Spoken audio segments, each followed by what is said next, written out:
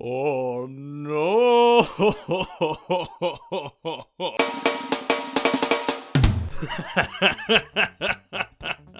hope I don't sound too awkward making this. Oh, Jesus Christ. Hello y'all, Mr. Laugh-A-Lot here, making a BTS video due to popular demand. First of all, let me thank you all for your supportive comments on the original video. You have no idea how much they have boosted my confidence in my little hobby of mine. So yeah, I've read every single comment so far on the video and on every video I have, and I plan to still read those that would be coming, so if you have any possible questions, hit me up. I'll read them and answer them if I can, and try to be fair in that regard. Okay, so what are we here to do today? Well, we will be taking a behind-the-scenes look at my currently most popular animation, and on the side I'll throw in a couple of tips, tricks and personal anecdotes on animating in Source Filmmaker. That means personal, subjective opinions. So take all of them with a grain of salt, okay? I've currently only used this program for like 450-ish hours, so my technical understanding of animation as a craft can be a bit... I will also give a couple of shoutouts at the end of this video, so if you're into Source Filmmaker, you might find some new, smaller creators to watch. So, how do you start an animation? What is the ground zero? For me, a good starting point is always to get a concept thought out. This usually happens, for me at least, when I listen to music and start to get a feeling of what kind of motion I'd like to have on the screen if this song was playing on the background.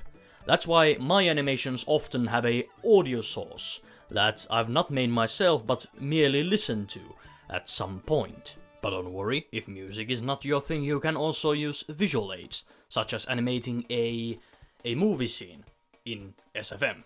That is great practice. You know what you have to do, what motion you have to get, and you just don't have to be that creative about it. The creative work has already been done. You know, the camera angles and the stuff. So that is also a great way to practice animating. And with our first tip out of the way, let's get on with the scenes, shall we? Scene 1! For those who missed it, I edit my video intros and outros on Shotcut. It's a free video editing software that I've just used since the dawn of time. This is not sponsored, by the way, so this first intro scene is really boring and uninteresting in the SFM editing window. It's really just an empty map with a whole lot of nothing in it. Just like my fridge, holy shit! Scene 2! Okay, so here we have the scout sitting on the bench, ready to get scolded by Demo. And if you take a look at the Demo in the work camera window, he's just stuck there on the ground. But when he comes to frame, his legs are actually floating. This is to prevent his lower body from looking funky in the actual scene. My original plan was to have him walk up to the scout from the computer, but I did not get the walk-in animation to look right, so I scrapped it. You can still see the original scene that I had in mind in my test footage playlist. If I remember correctly, it was the first one, so go and take a look if you'd like. Also, if you count, in this scene, Demo only has 4 pipes on his vest. Where the rest be at? I took his grenades before I made his rig simple, so they still move off-cam because they are still locked to his model. Which brings me to my favorite tech. If it's not on the screen, it does not matter. Straight up just abuse the models. Hide your stuff on floor, stretch limbs to do anything you can to make the scene camera to look as good as possible. Nothing is off limits. No one is going to see behind the veil. Kind of ironic since I am making a behind the scenes video showing you behind the veil, but you know. Scene 3! Nothing to see here really, but to preserve the Demo's stance from the previous scene I had to make him L-pose and reveal the cheeks that could clap thunderstorms under the table. Damn! This pose also allows him to flow greatly to the next scene, where he comes up from the crouching position. Also a side note, if some of these scene look-ats seem a bit short, that's because there isn't really much more to see than what you can already see in the original vlog, so keep that in mind. Scene 4. Now, scene 4 is something you might have seen before as a separate video. And it does not really show here, but his left hand actually goes to his hips, and it shows up in the next scene. In this scene, however, you only see his left shoulder move slightly, so it's not that big of a deal all around, but it was a nice little touch I had. Also, the fingers moving around make the hand flow very, very greatly throughout the scene. Without them, it would just be, you know, the wrist flicking around and it would not look as good. Also, nothing really there in the background, so let's just move on to the next scene. Scene 5. Here you can see that aforementioned hand on hip pose. Notice how the demo is not entirely in the same position.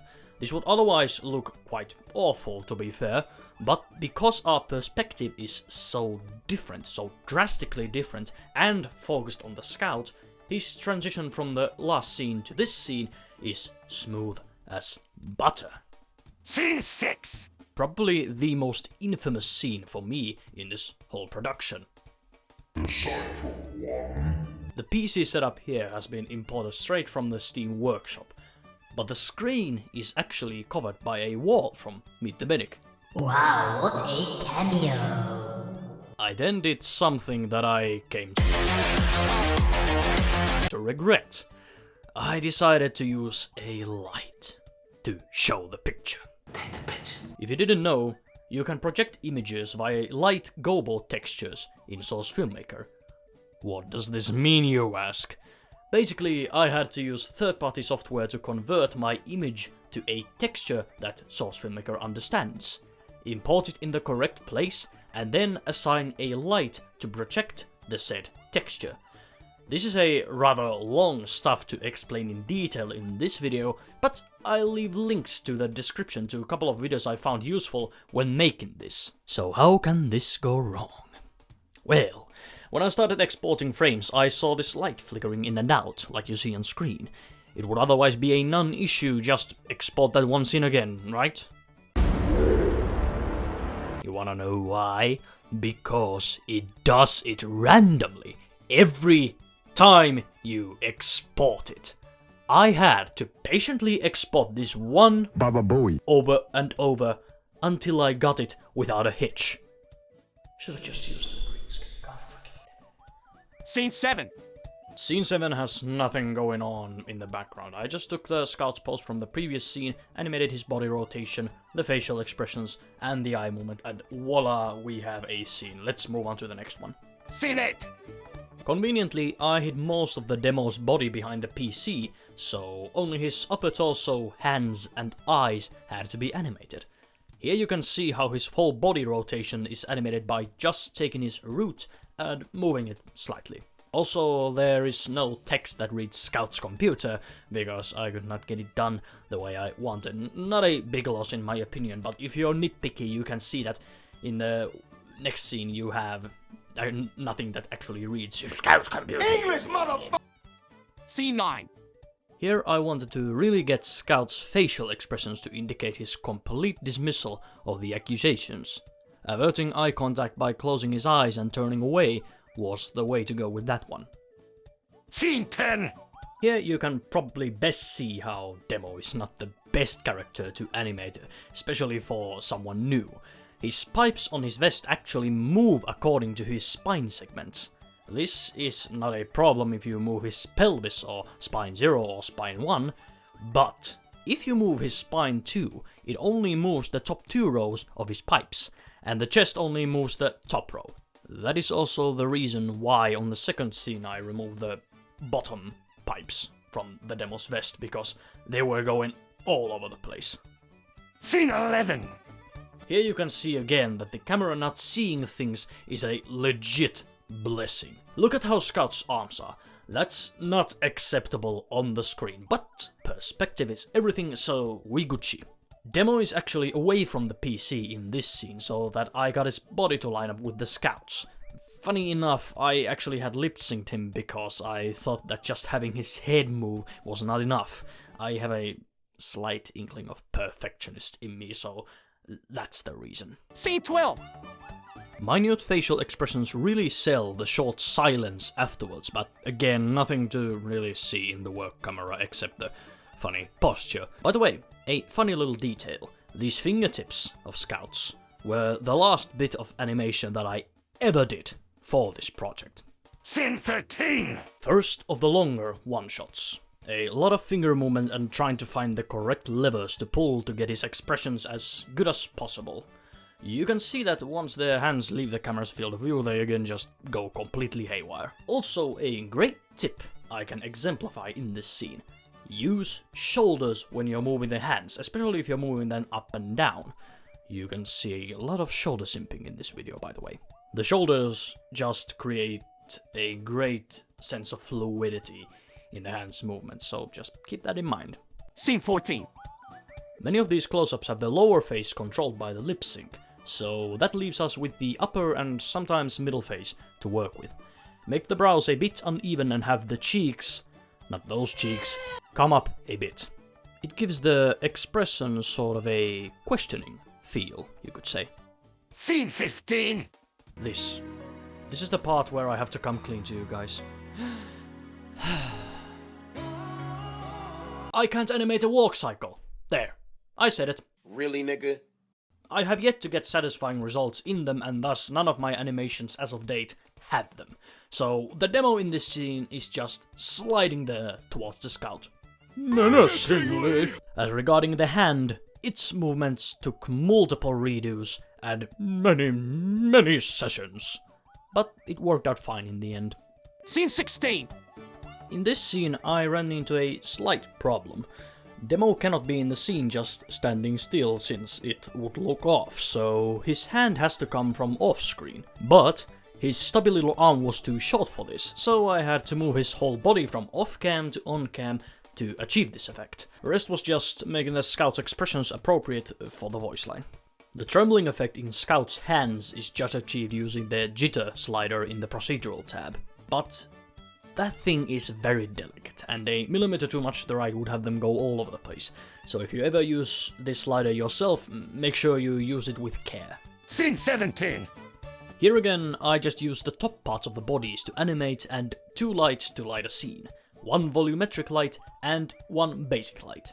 The interesting part is that the volumetric light is in an unusually close proximity to the characters, when usually I use them to light a larger environment around the characters.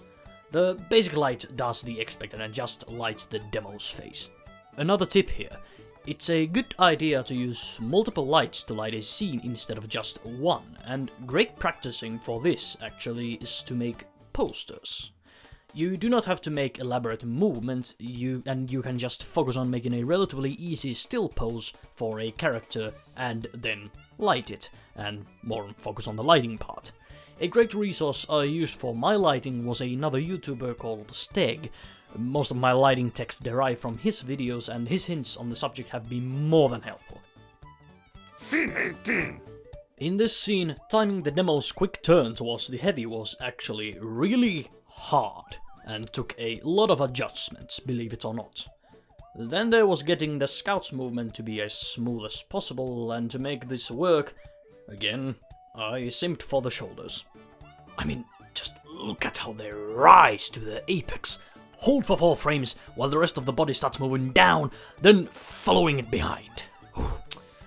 Also, the fingers having movement looks really fine here. Oh yeah, remember what I said about my relationship with walk cycles? Now, other than the travesty that was his legs, Heavy was just visualize then execute type of workload. Gets his approximate movement, hands at sides, then at head, then having them before him, following the rest of his body, etc. And making sure his eyes follow where he's supposed to look at, and have him blink a couple of times in a scene. Then it was just refine, and boom, we done. Scene 19. Here we have the first scene to include 3 characters that I had to animate simultaneously, and Scout was the first of the bunch. It was fun getting his arms flail like they do, and if one of you ever want to do something like this, just a small hint, remember to have his wrists bend a bit at the extremes, just a tiny inch. And also remember to have the elbows. Oh god, the elbows. Not fuck things up. Because this program with elbows, my god, it loves to fuck things up. Heavy was easy enough. Just have his hand come down and the rest of the movement could be pretty much be done with his fingers. Then lift the hand up to flow it nicely into the next scene. And great, we are done with Heavy. Demo was definitely the hardest of this. Because in the last scene he had just turned his head towards the Heavy. So I had to animate him turning his whole body.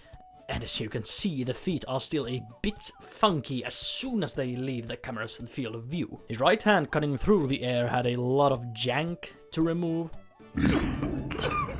And the left was none the easier. For most of the production it was just a fist, but it looked a bit meh, so it was kind of stiff. So I just had his left hand do that weird thing with his finger, so I guess that's better. I think it is. Oh god, I hope it is. Scene 20! Okay, so my first visual gag that was completely fabricated from start to finish in this shattered mind. The sound of the telephone ringing when it's picked up is actually just a bullet hit sound with a little twist. On its own it just sounds broken, but with our rather upset protagonist yelling medic, it drowns the jank quite neatly. Animation-wise, the phone cord was probably the most annoying thing ever. It deformed so easily that setting all the points in 3D space so that it looked decent enough was pure agony.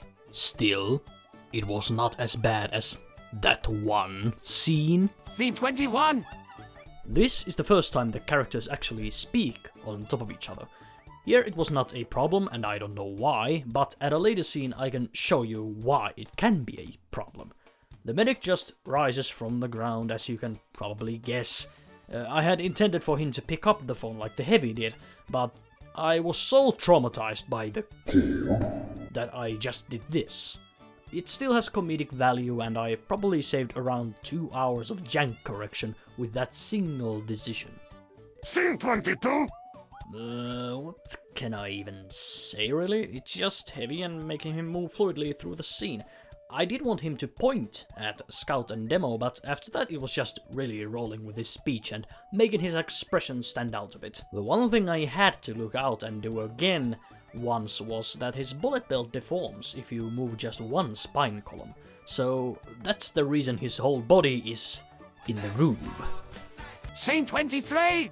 In this scene I had my first and probably only regret of choosing this map and this exact location. These ceiling lamps. Medic's white shirt really glows in the default lights of this room, so it took a while before I figured out I had to reduce the camera's tone map scale slider and light the rest of the scene with my own lights. You can see what the default looked like in the work camera window. Scene 24! Here again, I wanted everyone to have at least some movement in them, so Medic tilts his head, Scout points and does the voice line, while Demo just looks frightened at Scout before looking beggingly at Medic. Scene 25! Here I made the executive decision to have Medic have his other hand in his pocket, even though the models don't actually have pockets, they just go inside them. Oh, okay. And have all the movement come from his body, his face, and the other hand. I had slight adjustment difficulty with his fingers, but otherwise this was not that bad to animate, to be honest. Scene 26! Hey, another visual gag not present in the original work. The boring first solution to this scene I had in mind was to have Scout just look devastated, just like Demo on the right. But then I just had a sort of an epiphany one night, and thought that him just falling over from the shock was too good of a joke to pass up. Afterwards I can say that I really like how I got his legs working when he falls over. They have that bounciness to them that I went for, and it really paid off. I'm very proud of this scene. The sound is just part of the crate opening sound and metal barrel impact hard, slapped together in a Frankenstein monster kind of way. Scene 27! Again, with the tone map scale, burns the retinas just looking at the work camera right now. But really not much of a note, except maybe the medic squinting here. Scene 28! In this scene, the camera's position and movement is just copied from scene 26. I reused animations a couple of times in this project, but I hit them quite well, if I say so myself, so that they don't stand out that much, although a trained eye can spot the similarities. But probably the more entertaining thing is how Scout is just broken. Again, just my weird humor of having his legs spasming there while his face is just unfazed here. Other than that, I like how the demo turned out, yes. His movement is fluid, yet snappy where it needs to be, especially if you take a look at his right hand. Scene 29! To overemphasize his movements and expressions in this scene, I took the medic's neck and stretched it just a tiny amount of out of place, and returned it back. It really gives a great body language to go with it. Usually stretching models can be a problem in the long run if you forget to return them to their original positions. So, if you'd like to do some stretchy animation, some comedic animation, remember that little detail and you'll be just fine. Scene 30! Now we get to the problem of characters talking at the same time in these 15 AI audio sources. The demo actually mouths the gist from psychologist, as you can see. This is why, if you do voice lines and lip sync in SFM, it's best to have the voice lines for each character on separate files, instead of on one single file. But if you have this problem that everything is on one recording, you can still just manually lip sync. It's just slower. Much slower. But it works. Now overall this scene was fun to make, having Scout trying to come up from the floor baffled as shit, and Demo hogging up the screen to impugn Medic. The scene was pseudo meant to be like Medic's point of view, if you will, so you're kind of looking through Medic's eyes. That's why the demo is pointing towards the camera, sort of. So, yeah. Scene 31! Had a bit of fine-tuning with that hand of his, especially the fingers. The facial expressions were quite simple, just having look at the corner of his eye at the well, and have that sort of smug smile at the end. Also, the demo and the heavy are kind of having a stare off here, for some reason. Scene 32! Looking back, I'm actually really torn on this scene. I'm very proud of how I got the Scout moving and emoting, but the demo's fingers and hand positioning was something that actually could have been polished a bit more. But hey, we take the L and move along. Scene 33 and 35. Oh gee, the sniper. He was kind of just stuck together with sticks and mud and left at that, to be honest. He appears only for 2 scenes and has arguably the worst sounding voice lines of the whole project.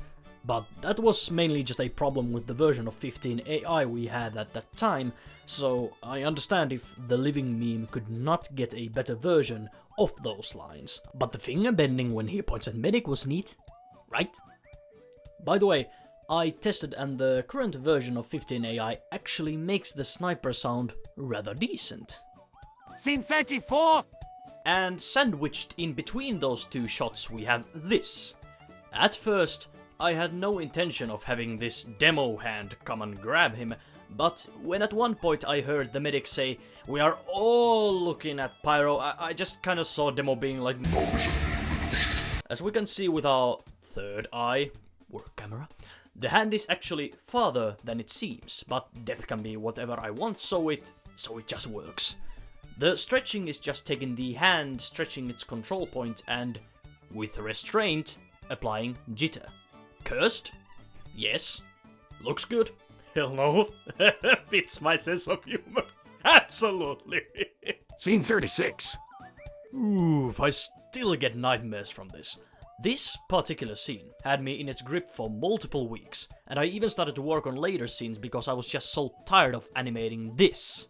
But yeah, so the heavy had his eating animation made first in this scene, and I actually use it later in other scenes. It's nothing much, which is why I started with it, but it gets the job done. I previously had him lean like this, but it made the hand go a little funky, so I decided to pose him like this instead. When it comes to the Three Stooges here, I did not get Scout's mouth to move the way I wanted it to. It do be janky still. Even re-extracting phonemes did not work, which is usually something that solves issues like this. But the program was hell-bent proving me that this is the way the Scout's mouth is supposed to move, and I can prove it mathematically. I still have not to this day deciphered this little mystery. Other than that, he just goes up and down and stares at the medic. On medic, I wanted him to raise his hands in a defensive manner and have a smug look when he says, "Whatever you say." And on that note, I think I achieved my goals to a satisfying degree. Oh, Demo, you cursed bastard. First you had to be assaulted by Scout's fetishes, and now you have to be a victim of my janky animation skills. His expressions are fine, yes, and I think that him just staring to the distance when NG arrives is funny as shit. But his sort of floaty movement in his upper body is just so unexpressive. Now I can say that I could have probably done more on this if I had just bothered. I personally find NG's appearance on the scene the most hilarious. The way Demo just says, "Oh, for fuck's sake," it just tickles me the right way, I don't know why. Now, what is conveniently hidden by the camera is how NG is just floating in the air. That is because if we put him on the ground like this, he is just not very visible to the viewer. This is also a good time to note how Heavy is completely hidden at this point in time behind the Demoman. That way, NG doesn't look taller than the Heavy, as he's supposed to be shorter than the Heavy, or at least in game he's supposed to be, so it would just look off. Scene 37. Heavy interrupts his eating animation here and returns to it afterwards, but his mouth for some reason opens up an ungodly amount when he's pronouncing female. Also, his hand holding the sandwich went through a couple of iterations until I was satisfied with it. NG is supposed to just continue his hand's descent from the previous scene here and then just have general movement to complement Heavy's. Scene 38. Ooh, now here I have again used previous animation for half of the scene, excluding the hand of course. Easy copy-paste. But since NG doesn't really have eyes to animate, which is a blessing, don't get me wrong, his head has to exaggerate the direction he's looking at more than the other models. But yeah, otherwise my main objective was to have him look at the pyro picture and then at the Three Stooges over there. Also, the Heavy does not animate in this scene at all, since he's just visible at the corner and the attention of the viewer is drawn mostly to the engineer. Scene 39. This had one hard part, and that was to have Scout hold Medic up without moving too much, but moving still just so that they are alive, so to speak. Because if they are just standing models, they look off. If they move too much, it also looks off. So it was really, dancing on the fence, so to speak. And if you look closely, you can actually see that they blink at the same time, which was also my own comedic sense of humor, I don't know. Demo's movement, well, it just is. Again, his expression just had to match his delivery of the line, and the rest was just done on top of it. I really had no greater plans for him in this scene. Scene 40. Nothing really here, just Heavy eating and NG shrugging.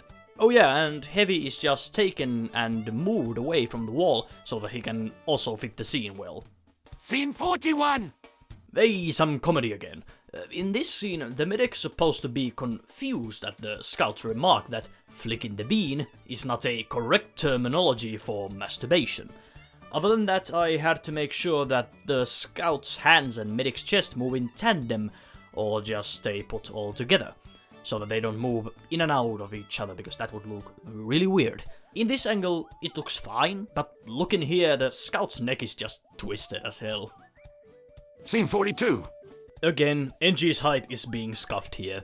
Also, his wrist suffers permanent masturbationem praeventionis. But really, not much other animation-wise. These two on the foreground just produce carbon dioxide and NG does his thing. Scene 43. Probably my favorite scene in this whole animation to animate and to watch later. As I have mentioned a couple of times before about the camera being the only known existence for my props, What do you think I did to achieve this when the scout dives here after throwing the medic and appears here a moment later? I'll give you a couple of seconds. Ready? Okay. I actually have two scouts in this scene. The original dives through the floor at this point in time, and the model number 2 rises from the bottom of the screen where he was waiting a couple of frames later. A simple trick, yes, but my god am I proud of myself on how this turned out. In addition, Scout's expressions are just a cherry on top. Mwah. Oh yeah, and I guess Demo here as well exists. Yee. Scene 44. This scene had me scared when I started making it. I knew I wanted the scout to move to the spawn door for when the spy enters the scene, but to do that I had to make him walk. Oh no! Thank God I could just do the don't show them legs and you're fine hustle, but in the end the viewer probably has their attention drawn to the NG anyway, so yeah. But I still spent hours just getting the scout's upper body movement to look as good as I could. Scene 45. Hey, here we have some actually interesting stuff again. So, when Scout mentions chicken in the original work, I go, okay, so I want him to just pull a chicken leg out of nowhere and, you know, just toss it away. Easy peasy, right? I know SFM has chicken leg models. They have been in here since the 2015 expiration date animation update. Good news. Yes, there are chicken legs. Bad news. They are attached to the bucket. Dear God. But thank God I could just take a single chicken leg's weapon bone, isolate it and have it just animate instead of the whole bucket. I took the chicken, shrunk it, and told it to expand when Scout opened his palm. Then just have it go with the hand. Now, I admit he do be vibing a bit, but it was so negligible that I decided to leave it as is. Then enter Heavy. He just has his head and neck go jitter with a steady ramp towards the end so that it slows down and doesn't just stop suddenly. Then it's back to the Scout again. His elbows caused me a slight headache, but in the end it was fortunately solved. And then we get to the... Uh-oh. Oh no! This cigarette smoke. I hate it. I hate it. It stole 2 hours at the very minimum of my life that I can't get back. Why did I do it, you ask? Because it looks better that way. And my perfectionist at times was adamant that it needs to be implemented, otherwise I'd be cutting corners. But mister, it's a particle. Why didn't you just put it at the end of the cigarette, lock it to the cigarette's control point, and have it go with it through the scene, you absolute dumbass? Well, that's exactly what I tried, but the reason it did not work was because the spy model's cigarette's control point is actually at the mouth end, and not at the burning end. So when you attach the smoke to the control point, it goes where the mouth end goes. And wanna guess if it goes in tandem with the burning end? Of course not. So, enter my many hours of this. Frame 1. Go to the left side of the cigarette and set the smoke according to the end. Then, go to the center of the cigarette and set it according to the end. And lastly, go to the right of the cigarette and set the smoke according to the end. Frame 2. Rinse and repeat. But hey, at least the Scout has a funny leg twitch that calls back to a previous scene, which is nice, I guess. Scene 46. This scene I just had Heavy's neck stretch instead of him coming all imposing like towards the spy like I initially planned. Fits the scene much better, much more comedic. But what it lacks in animation, it has way more care put into the lighting part. Light 11 works as a rim light for both of them. Light 12 lights the models from the camera's side. Light 13 is just a slight rim light for Heavy's head, and volumetric, well, he be volumetric and providing that smoky effect on the background. Scene 47. Cigarette, smoke, pain. But other than that, it was just lighting and getting his, the spy's facial expressions to match his line delivery. The turn was also something that I just came up with on the spot. There was just such a jarring disconnect between his lines, so that I thought to highlight it with some animation for comedic effect. Also, if you look hard enough, you can see that this actually uses the same animation for the scout as he had in scene 18. I was quite tired at this point, and it looked good in the scene, so I just wondered, hey, why not use some previous animations for this? Scene 48. Magnificent. Magnificent. Except for that cigarette smoke, that can go right off. Now that I look at it again, the scout's animation here is just so crude.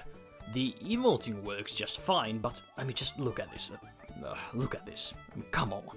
Again, with the shoulders, I cannot stress enough how many new animators forget that these exist. The medic has actually just stayed put for all this time, so his neck stretching is a callback to when Scout threw him on the ground on that one scene. Also, since I don't like having still characters in my scenes, I got NG on the carbon dioxide train just breathing in and out. It ain't much, but it's honest work. And now, for the moment everyone seemed to like, here you go! This is how the spy looks like from the front. And to those interested, here are the specs on how you can get that smile yourself. That damned smile. Scene 49. The end credits were done with shotcut just like in the intro. Here we just have a still shot on the in-engine characters, and of course this is how it looks like in the back if you were interested. Whew, and now that that's over with, we can finally move on to the outro of the video, which I will have my closing words and my channel recommendations. And let's start with the channel recommendations first. Spike. Okay, so Spike at the moment has less subscribers than me, which is astonishing since his stuff is way more polished than mine. Just go and take a look at his channel, you'll be amazed at how great of work he does on his animations. At the moment, if I remember correctly, he's working on a couple of bigger projects himself, one of which is a HD remaster of Meet the Spy. He also tends to make some streams where he creates these projects in SFM. So if you like to just watch some SFM and chill, you know, just go there and have a look. Jimmerlins. If you've ever searched for SFM tutorials on YouTube, you've probably at least seen one of his videos. He makes these Source Filmmaker tip of the day videos on his channel, but his last upload was a while ago, so I'm not sure if he still actively does them. But still, it's not more of a that if you subscribe you'll get much content out of it, but if you go and take a look, you know, he has loads of information on how to make certain stuff work in Source Filmmaker. I have used many of his videos, so go and check him out. Steg. So, Steg is the guy that has these lighting tutorials that I said I used in my project and other works. So yeah, he has great tutorial videos on lighting, on posing in SFM, making posters in SFM, and especially if you make a poster in SFM, how you can improve it in, say for an example, Photoshop. So go and take a look at his channel. He still seems active, not a daily poster obviously, but you know, because the work takes some time, but still, he has great tutorials, great videos, so I highly recommend that you, if you like posing in SFM, especially then, go and take a look. The Hyped Scout, or I guess Hyped Scout, well anyways, he's one video that I stumbled into, the Pizza Fortress animated SFM50 AI. It was just comedy gold. I mean, his sense of humor is just so, you know, I just like the video, you know, just go there, have a look what he has, and if you like, just throw in a subscribe. He's also very underrated and a very talented Source Filmmaker animator. Go show him some support so that we can get even more great content. Do it!